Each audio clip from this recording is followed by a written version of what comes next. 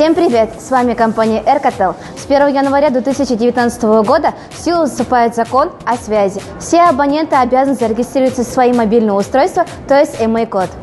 В этом видео мы расскажем, как абонентам Актив, Кселл и Билайн зарегистрировать свои телефоны, не приходя в офисы компании. Итак, есть два способа.